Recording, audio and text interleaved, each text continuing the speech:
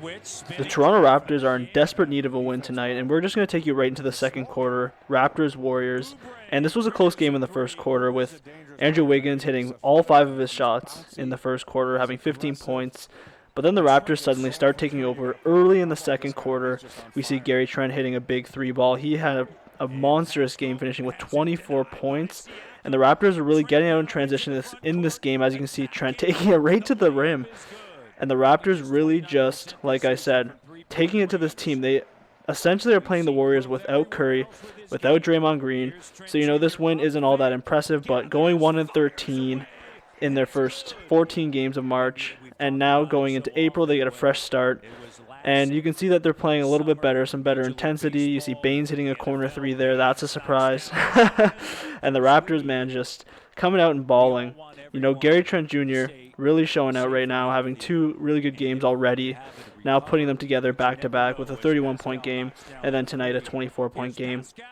And impressively, he was plus 54 in the game, which is the second highest in NBA history.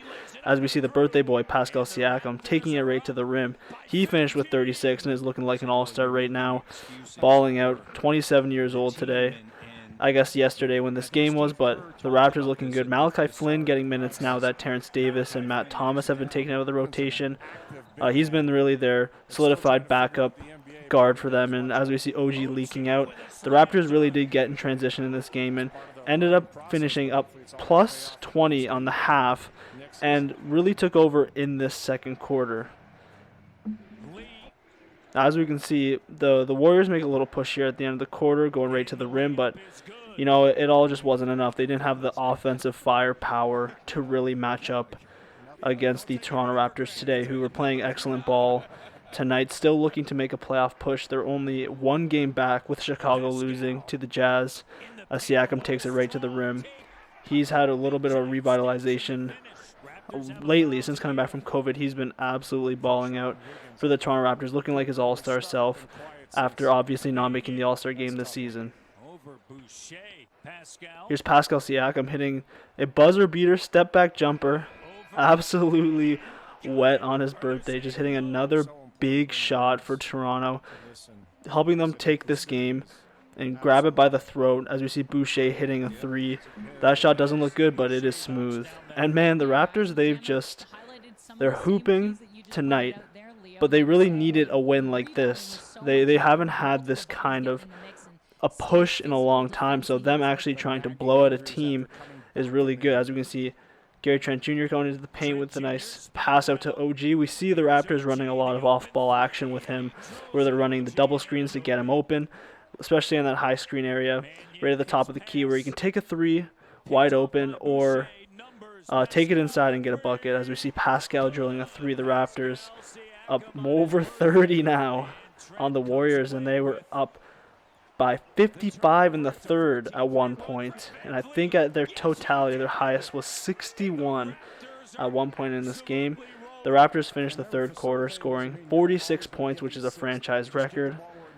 Late in this game, though, Fred VanVleet's still in now, but he will leave the game with a left hip injury, and he did not return with about 4 minutes or so left in that third quarter, which is unfortunate because, he didn't have a great game, but his presence out there is felt with the gravity that he has on the floor. But the Raptors played an all-around really good game offensively. They shot 53% from the field, 43% from 3. They had more free throws in this game, and they also dominated the rebounds, which is something they don't really do. They were closing out offensive and defensive possessions, especially with that key integral rebound, finishing with 10 offensive boards and 43 defensive.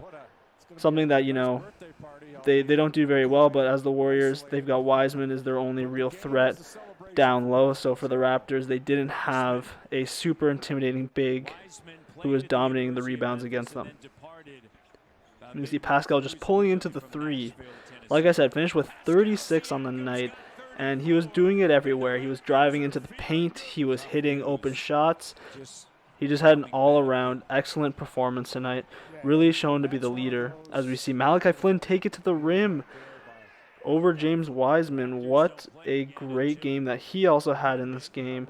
He finished with a solid 7 of 12 shooting. He finished with 16 points, and people aren't really talking about his performance because people are really interested in Gary Trent Jr. and everything that OG Anunoby did as he hits that corner three. He finished with 21 points, shot 8 of 12, had 3 boards, 2 assists. He had a solid game as well on both ends of the floor. And the Raptors hit 100 before Warriors even hit 50, and that's pretty dominant if you ask me. As we see OG leaking out, gets the layup.